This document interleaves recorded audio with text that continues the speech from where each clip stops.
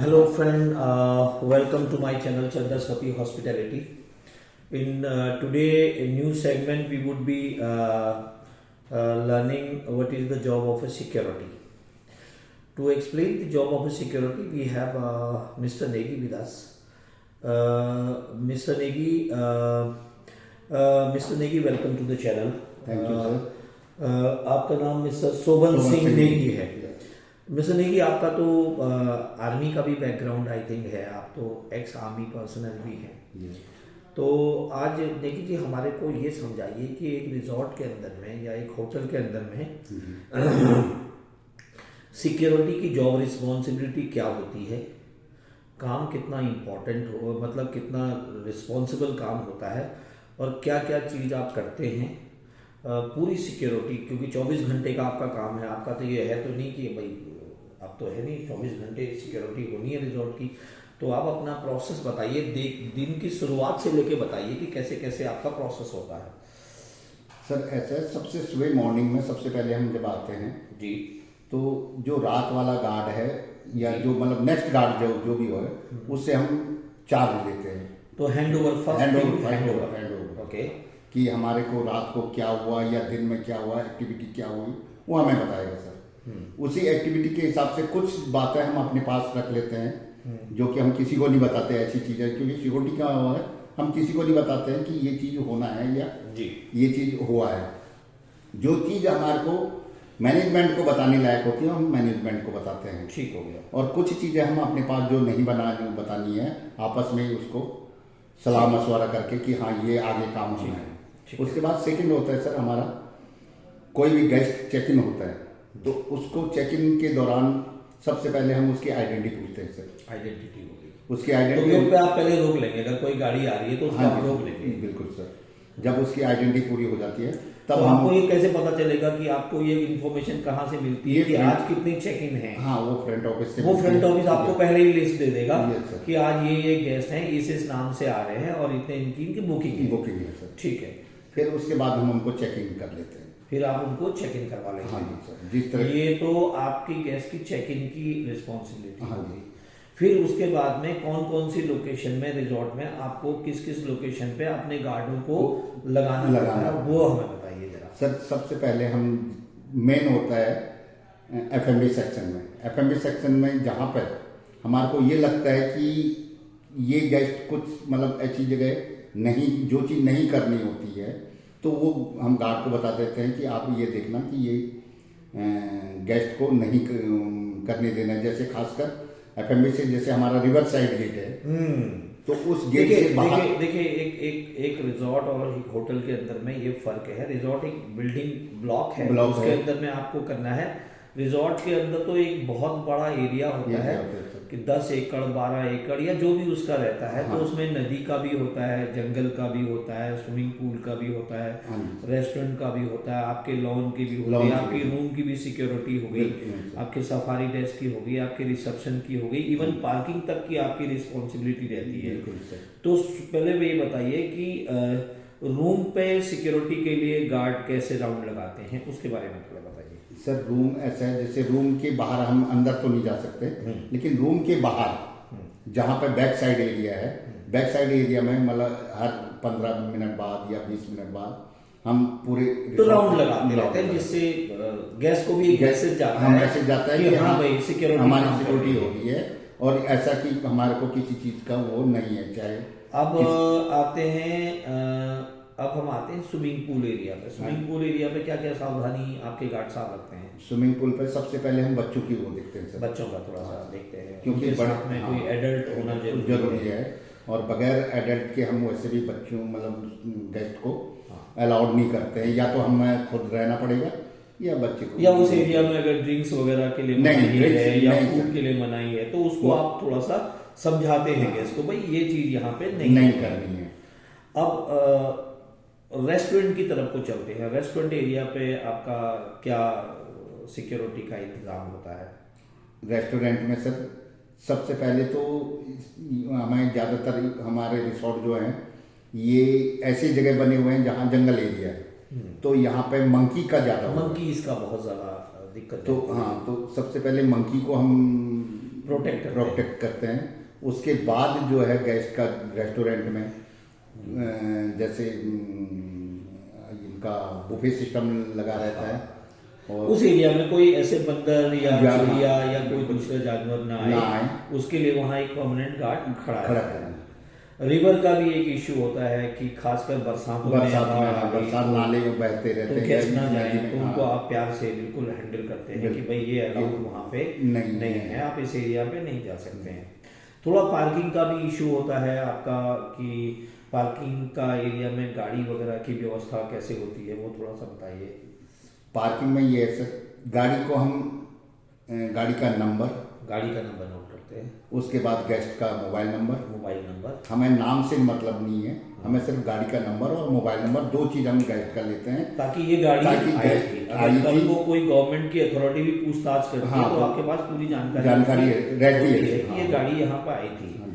तो आप जो सीसीटीवी कैमरा है उनसे भी मॉनिटर करते रहते हैं। सीसीटीवी मॉनिटर वहाँ पर लगा हुआ है गार्ड रूम में, तो उससे भी हम चेक करते रहते हैं कि हाँ ये गाड़ी कहाँ से आई है, क्या आई है।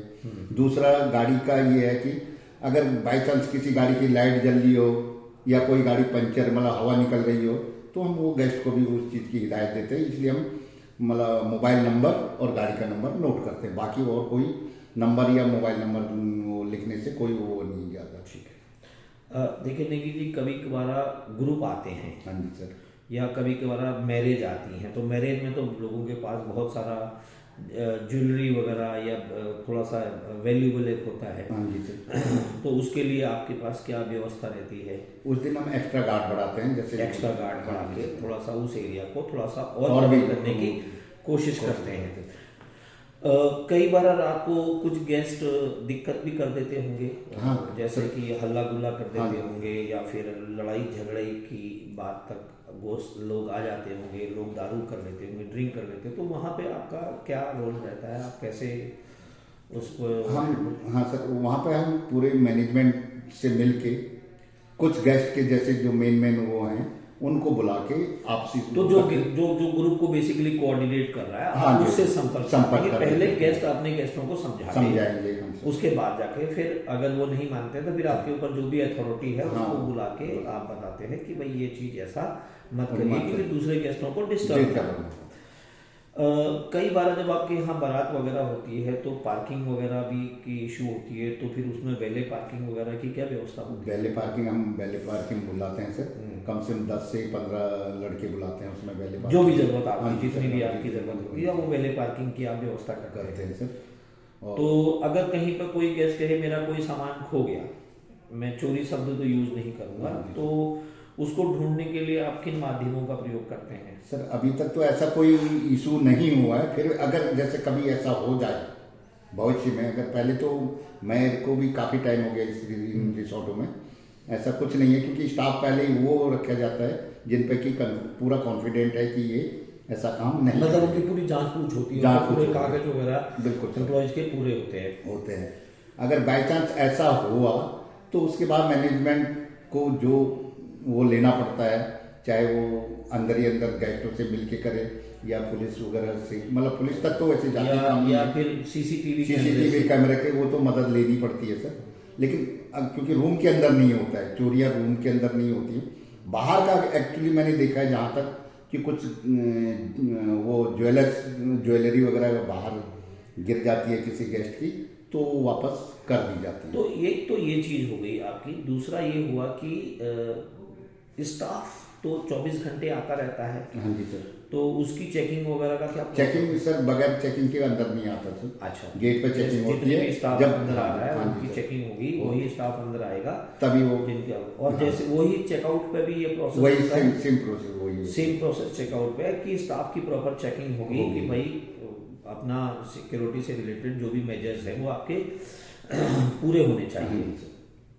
तो आपके पास जो सिक्योरिटी गार्ड होते हैं क्या वो एक प्रॉपर ट्रेनिंग की दौर से गुजरते हैं? सर पहले प्रॉपर इनको ट्रेनिंग दी जाती है, कम से कम 3 महीने ट्रेनिंग होती है इनकी।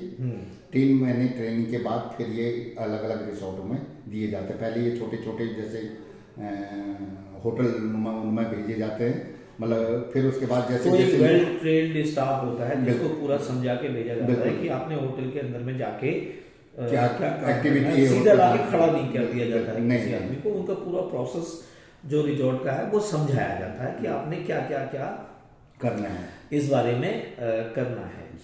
जो कहीं पर अभी आपको ऐसा भी देखते हो कोई संदिग्ध चीज़ पड़ी हुई मिलती है तो उसके लिए फिर आपका क्या प्रोसेस होता है? जैसे कहीं पर कोई चीज़ पड़ी हुई, जैसे मैं कह रहा हूँ कि आपका गार्ड चक्कर लगा रहा था तो उसको एक मोबाइल मिल गया कहीं गार्डन में गिरा हुआ, किसी गेस्ट की जेब से गलती से गिर गया, हाँ जी सर। तो उसको कैसे आप करते हैं फिर? सर उसको हम जैसे अगर वो मोबाइल पे गिर गया तो पहले तो हम खुद उठाते नहीं सर उसको, क्योंकि अगर एक दो मोबाइल में हो सकता है कई चीज़ ऐसे होता है विस्फोटक सामान भी किसी ने रख दिया हो, तो हम अपने मैनेजमेंट में जो हमारे पास उस दिन ड्यूटी मैनेजर होता है उसको बुलाते हैं, एमओडी को बुलाने मैनेजर मतलब मैनेजर यस सर, एमओडी हो गया, गार्ड हो गया और होटल का कोई सीनियर वो होगा साथ में, तो फिर वो मिलके उस गेस्ट को बताया जाता है या उस जगह को देखा जाता है किसका है, गेस्टों को इन्फॉर्म कर दिया जाता है कि किसका कोई अगर कोई सामान है तो वो आप उसको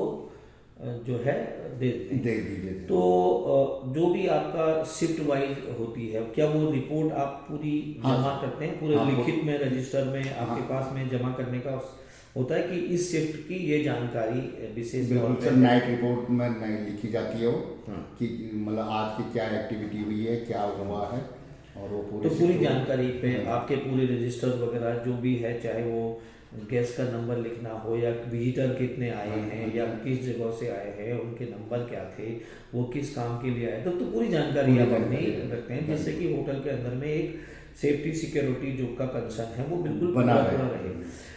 थैंक यू मिस्टर नेगी, आपने अपने बहुत वैल्यूबल जानकारी हमारे दर्शकों के साथ में शेयर करी। आई होप कि जो लोग हमें देखेंगे इस बात को वो एक समझ पाएंगे कि एक होटल के अंदर में एक सिक्योरिटी का प्रोसेस क्या होता है। So thank you for watching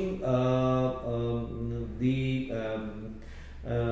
blog and I hope this will help you to understand the what is the job of a security in a resort or a hotel. So this will help you in learning, and in this segment today we try to get you the basic information or a good information about the safety and security measures of the hotel or a resort.